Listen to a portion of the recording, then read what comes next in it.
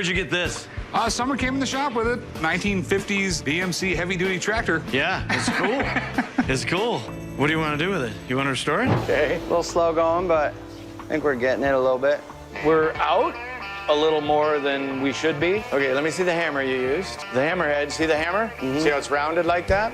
But this hammer is not so good on the outside. Hey, wait, hold on. Let's put this over there.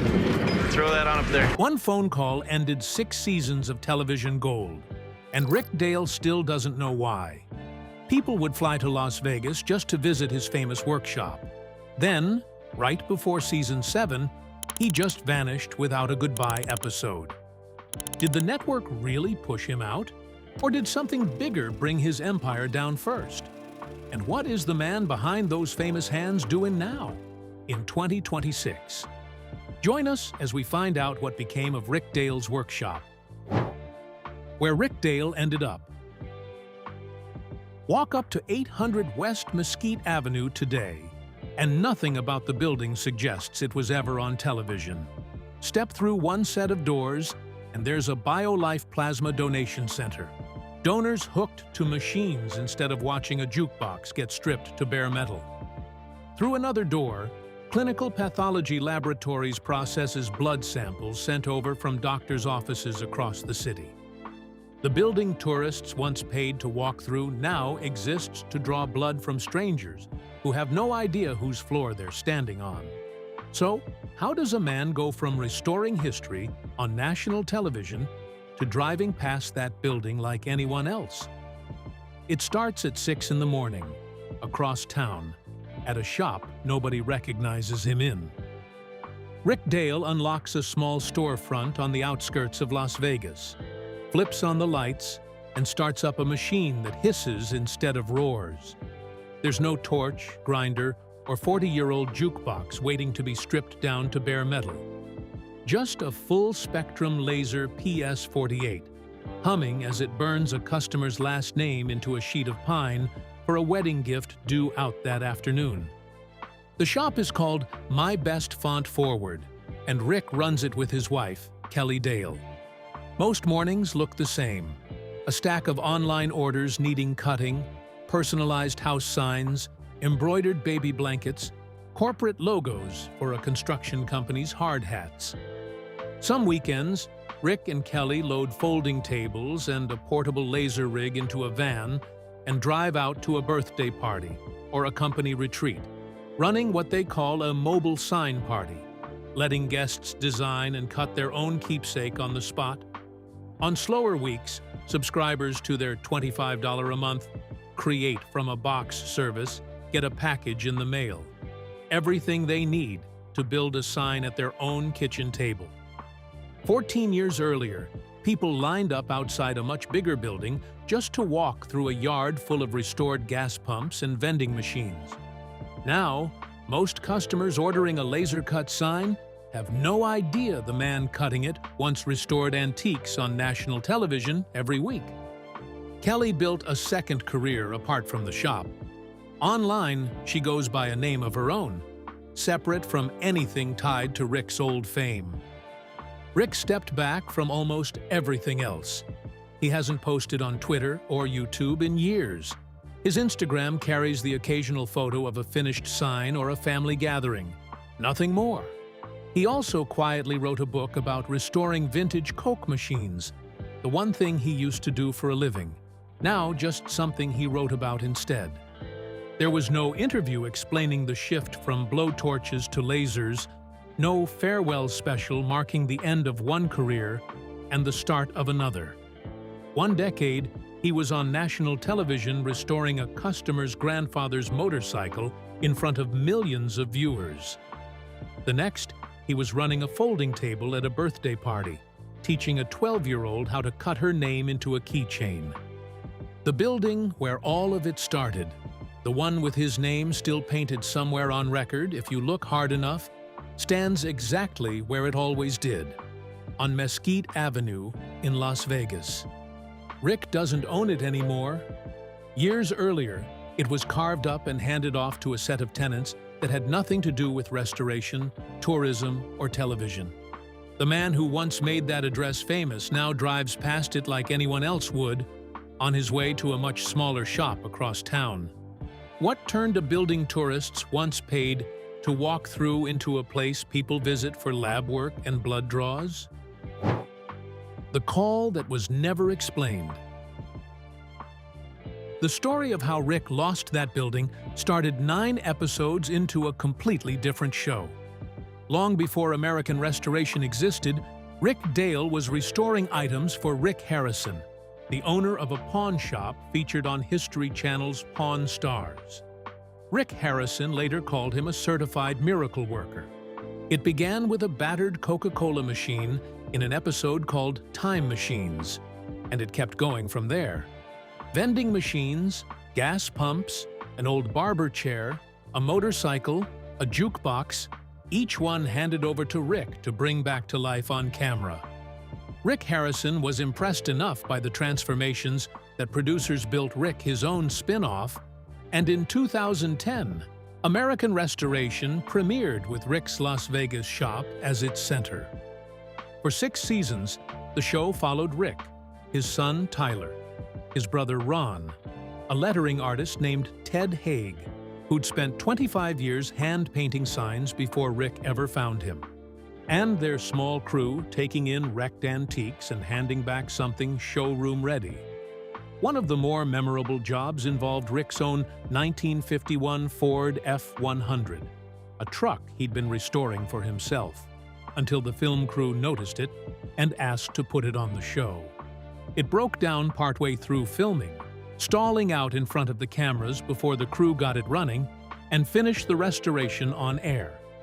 Another episode brought in Rick Harrison's own 1957 Chevrolet 150, damaged in a fire at the pawn shop, its paint blistered and the dash half melted. Rick and his team stripped it down to the frame and rebuilt it from there, eventually handing the finished car back to Rick Harrison, who hadn't expected to see it drivable again. At the height of the show's run, customers waited up to 2 years to get anything restored. The ordinary jobs pushed aside every time the cameras needed something bigger. Rick's own brother noticed it happening to him in real time. The busier the show got, the less time Rick had left for the regular customer just trying to get a jukebox fixed. Then it stopped.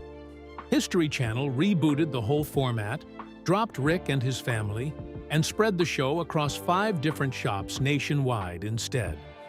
No episode explained it. Apparently, the network just decided Rick didn't need to know. Rick didn't get a statement. He made his own. He recorded a video for his fans, thanking them, fighting back tears on camera, then asked them to do one thing for him: go to the network's website and tell History Channel exactly what they thought of the decision. It's the closest thing to public protest he ever allowed himself. For viewers, the cancellation felt sudden. 1 week, the shop they had followed for 6 seasons was still there, and the next, it had been replaced by an entirely different cast and format. Rick never publicly attacked the decision. He simply thanked the people who had supported him and moved on. What came after the cancellation happened slowly. The shop charged $5 for a walkthrough, less after the crew had clocked out for the day, and $50 for a longer tour of the boneyard. Money that came back to you if you paid to have something restored. It wasn't the tours themselves that built the business. It was the visitors who walked out having booked a restoration, or bought a shirt, or come back the following year with a jukebox of their own. The gift shop alone sold everything from $3 bumper stickers to $9,000 restored Coke machines. Once the show stopped airing, that foot traffic dried up within months.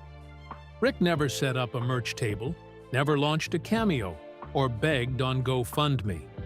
He just let the whole thing quietly bleed out instead. The overhead of running a large facility built for a television crew and daily tour groups became impossible to justify without either one, and the shop wound down until there was nothing left to keep open. By the time the doors finally closed, most of the crew had already scattered elsewhere, and the building itself sat empty for a stretch, waiting for whatever would move in next. Someone did move into that empty building. What they turned it into is stranger than anything that ever sat inside it. Blood draws where the jukeboxes used to sit. For anyone who'd only ever known Rick from the Plasma Center down the street, most of them assume that when the cameras stopped, Rick's whole world disappeared with them. It didn't. It just went quiet for 30 years first. Inside, the air smells like rubbing alcohol and recycled air conditioning. It's the kind of smell that never once hung over Mesquite Avenue when Rick ran the place. Donors sit in rows of blue vinyl chairs, IV lines running from their arms, watching wall-mounted TVs. Nobody in that chair has ever heard of a jukebox getting stripped to bare metal 2 feet from where they're sitting. Lab technicians in white coats move between refrigerated units in the space next door, carrying trays of blood samples where a customer might once have carried out a restored gas pump. Most afternoons, the loudest thing in the building is a printer. One tenant made the building's second life stranger than anyone could have scripted. Brettley Otterman, Rick's stepson through his marriage to Kelly, had spent his early years on the show doing the jobs nobody else wanted, sweeping floors and hauling scrap, before he found his own specialty in sandblasting and soda-blasting rusted metal back down to bare surface. After the show ended, Brettley built his own company, CleanWorks Mobile Media Blasting, and years later, he set up his company's headquarters inside a section of the very building where he'd once learned the trade working for Rick. There's no plaque, no brass sign saying a television show happened here, just a waiting room, and 45 minutes of paperwork most people will forget by dinner.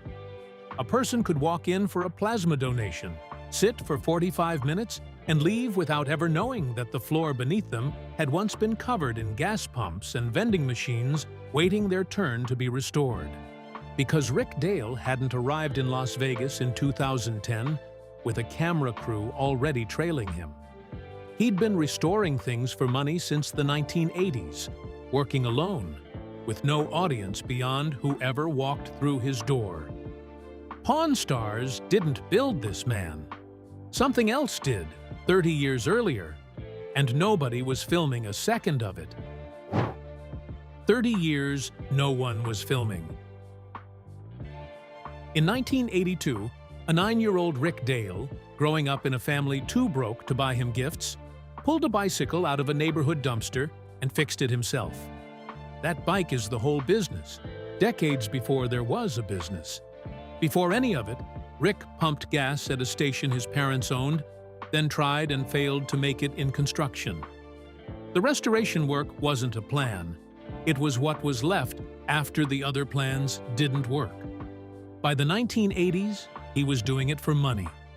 Coca-Cola machines first, dragged into a small shop, stripped to bare metal, repainted to match a factory line that hadn't run in decades. Nobody was watching and clapping. Somebody just needed the machine fixed. Nobody filmed any of it. It was one long chain. One customer told another customer, and the machines got bigger. Slot machines, jukeboxes, gas pumps, eventually cars and motorcycles no dealership would touch. Almost 30 years passed this way. One referral at a time, no crew, no audience, just Rick and whatever wreck had come through the door that week. Then Rick Harrison needed a Coca-Cola machine restored for an episode of Pawn Stars called Time Machines. He liked what came back enough to send more. 9 episodes later, producers built Rick an entire show around his shop. The 6 seasons that followed, the tour buses, the millions of viewers a week. All of it sat on top of 30 years nobody had filmed. So when the show ended and the shop wound down for good, Rick wasn't starting from nothing. He still had the one thing that had built everything the first time. 5 people stood beside him, the day those doors closed. Not one of them ended up where you'd guess. The ones who scattered. Kelly never needed the cameras in the first place.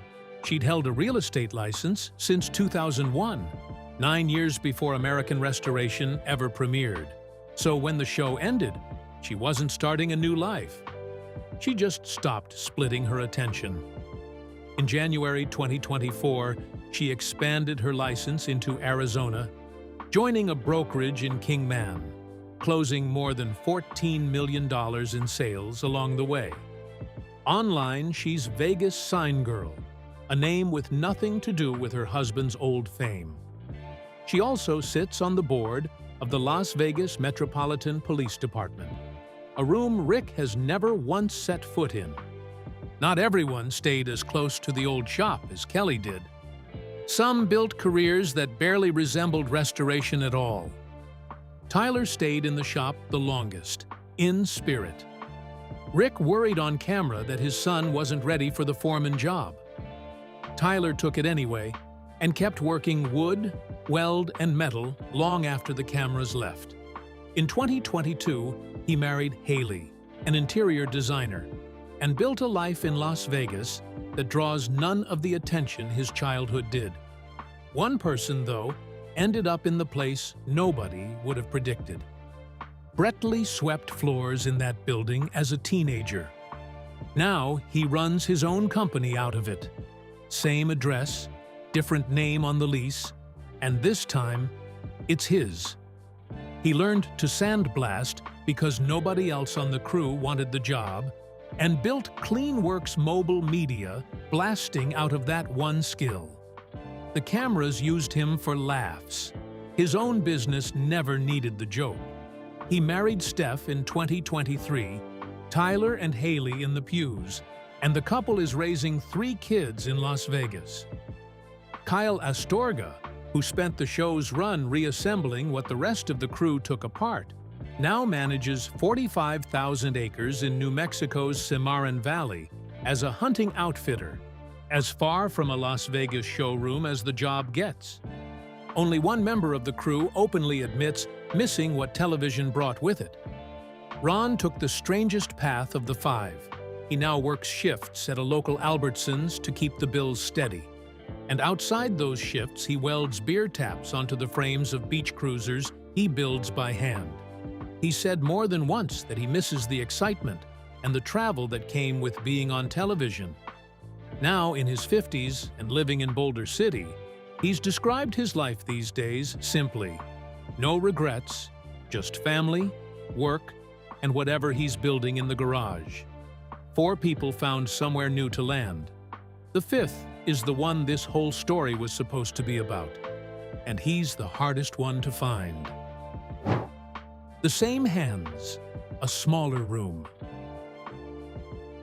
Back at my best font forward, on a Tuesday afternoon in 2026, Rick packs a finished order into a box, a laser-cut wooden sign reading a family's last name, ready for shipping.